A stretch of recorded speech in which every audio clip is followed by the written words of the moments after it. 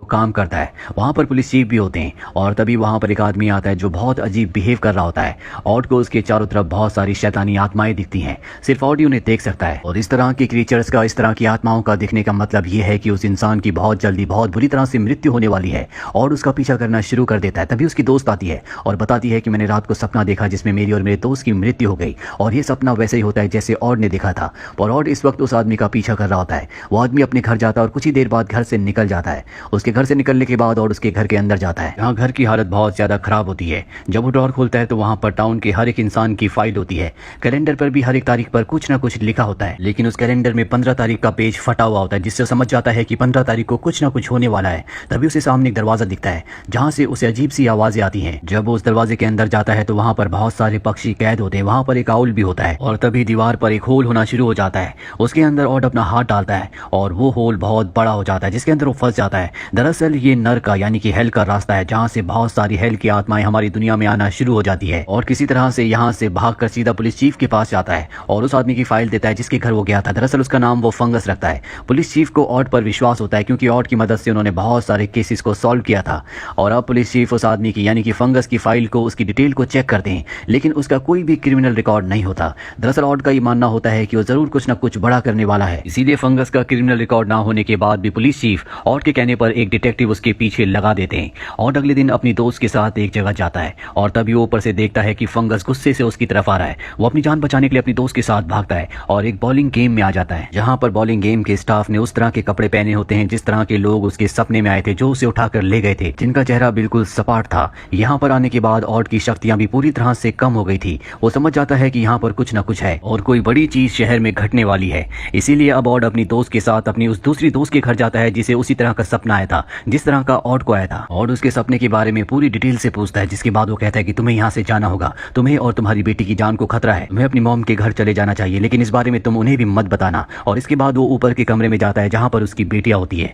वहाँ पर नर की वही आत्माएं होती है, लेकिन वो उन्हें नजरअंदाज करता है क्योंकि अगर उन आत्माओं को पता चल जाए कि ऑड उन्हें देख सकता है तो वो उस पर अटैक करके उसे मारने की कोशिश कर सकती है। और अब ऑड अपनी दोस्त के साथ यहाँ से निकल जाता है और जब ये रास्ते में होते हैं तभी एक लड़की चीखती हुई इनकी तरफ आती है। दरअसल ये उसी डिटेक्टिव की दोस्त है जिस डिटेक्टिव को पुलिस चीफ ने फंगस पर नजर रखने के लिए कहा था। इसके पीछे डॉग्स होते हैं जो इसे मारना चाहते हैं और तभी लड़की को बचाने के लिए कोई डॉग्स पर गोली चलाता है, लेकिन गोली लड़की को लग जाती है जिससे उसकी मृत्यु हो जाती है। और अब यहाँ पर पुलिस आती है जिसके बाद इन्हें पता चलता है कि किसी ने इस लड़की को अगवा किया था। पुलिस चीफ भी यहाँ पर आते हैं और उन्हें बताता है कि जो डॉग्स इसका पीछा कर रहे थे वैसे ही डॉग्स को मैंने फंगस के घर पर देखा था। यानी कि अब पूरा का पूरा शक फंगस के ऊपर जाता है। पुलिस चीफ और उसकी दोस्त को घर जाने के लिए कहते हैं और वहां से निकलने से पहले पुलिस चीफ को एक बड़ा लॉकेट देता और कहता है कि आप इसे हमेशा पहन कर रखना। इसके बाद वो अपनी दोस्त को घर छोड़कर वापस अपने घर आ जाता है जहाँ उसे कमरे में एक रिवॉल्वर दिखती है। साथ ही बाथटब में फंगस की बॉडी होती है, यानी कि उसकी मृत्यु हो चुकी है, उसे किसी ने मार दिया।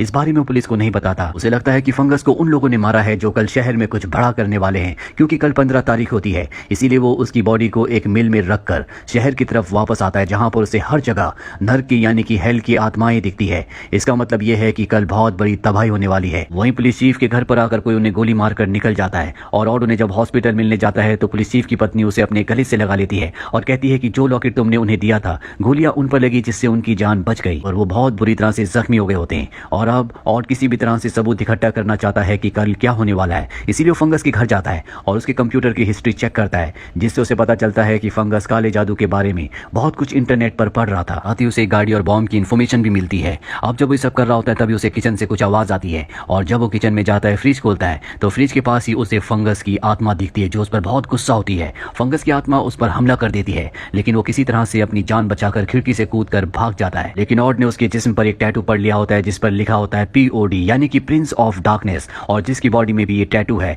वो शैतान का पुजारी है। और उसने और उसकी दोस्त ने ऐसे ही टैटू एक सीनियर पुलिस ऑफिसर के हाथ पर भी देखा है जिससे ऑड समझ जाता है कि वो सीनियर पुलिस ऑफिसर फंगस का साथी है। और जब पहली बार ऑड ने पुलिस चीफ को फंगस के बारे में बताया था तो वो पुलिस ऑफिसर भी वहीं पर था, जिसके बाद उसने फंगस को मार दिया ताकि इनके प्लान को कोई भी रोक ना सके। दरअसल इनका प्लान ये होता है कि फंगस के घर से ये नर का यानी कि हेल का दरवाजा खोलना चाहते हैं जहां से बहुत सारी शैतानी ताकतें हमारी दुनिया में आ जाएंगी। अब अगली सुबह ऑड अपनी दोस्त के पास जाता और कहता है कि तुम शहर छोड़कर चली जाओ क्योंकि आज 15 तारीख है, लेकिन वो मना कर देती है। वो कहती है कि अगर तुम इस शहर में रहोगे तो मैं भी यहीं रहूंगी।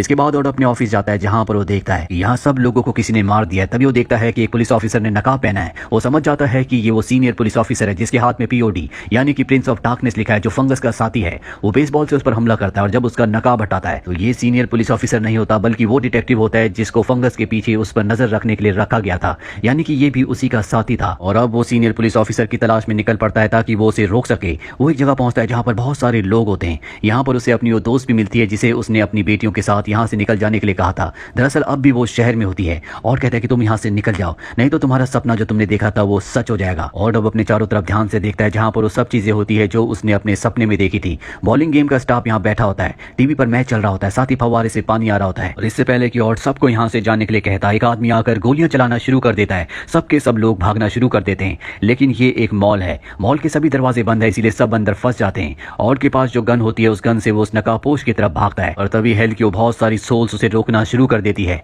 दरअसल इन सोल्स को शुरू से पता था कि ऑड इन्हें देख सकता है। जानबूझकर वो फंगस के चारों तरफ थी, क्योंकि अगर वो पूरे शहर के लोगों के चारों तरफ रहती तो उसे पता चल जाता कि सबकी मृत्यु होने वाली है और वो उन्हें रोकने के लिए कुछ ना कुछ करता। अब ऑड लगातार उस आदमी की तरफ बढ़ रहा होता है जो गोलियां चला रहा होता है और किसी तरह से वो उसे मार देता है। उसे लगता है कि उसने सीनियर पुलिस ऑफिसर को मार दिया, पर जब वो उसका नकाब हटाता है तो देखता है कि ये वो आदमी है जिसने लड़की को बचाने के लिए डॉग्स के ऊपर गोली चलाई थी, लेकिन वो गोली लड़की को लग गई थी, यानी कि इसने जानबूझकर उस लड़की को मारा था। यानी कि ये भी POD Prince of darkness group का हिस्सा है। ये 3 नहीं बल्कि 4 हैं। और को पूरा यकीन हो चुका है कि यहाँ पर बहुत बड़ी तबाही होने वाली है। तभी उस लड़की की आत्मा आती है जिसके पीछे डॉग्स पड़े थे और वो ऑड को एक तरफ इशारा करती है। और जब उस तरफ जाता है तो वहां पर एक गाड़ी होती है जिसके अंदर बहुत सारे बॉम्ब्स हैं, यानी कि इन बॉम्ब्स को ब्लास्ट करके यहाँ पर सबको मारने का प्लान बनाया गया है। इस बॉम्ब में टाइमर लगा होता है और इस वक्त मॉल में शहर के आधे लोग होते हैं क्योंकि ये वीकेंड का टाइम है। और अब ऑड किसी भी तरह से इस वैन को यहाँ से ले जाना चाहता है। ऑड के इस प्लान को यहाँ पर एक हेल की सोल जो कि एक बुरी आत्मा है वो सुन लेती है।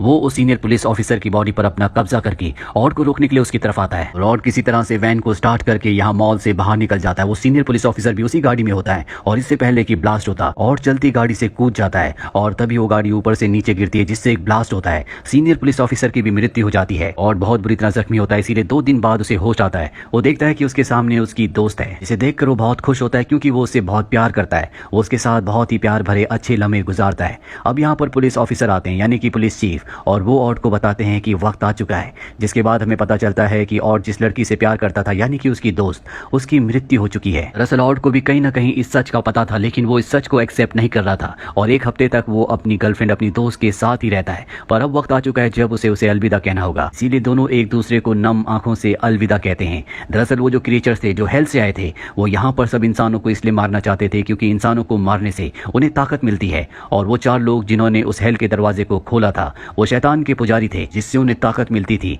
लेकिन उनका दिमाग पूरी तरह से इविल हो चुका था जो अपने कंट्रोल में नहीं था, इसीलिए वो शैतान के मुताबिक काम करते थे। लेकिन और जो कि एक अच्छी आत्मा थी जिसके अंदर साइकिक पावर थी, उसकी वजह से सबकी जान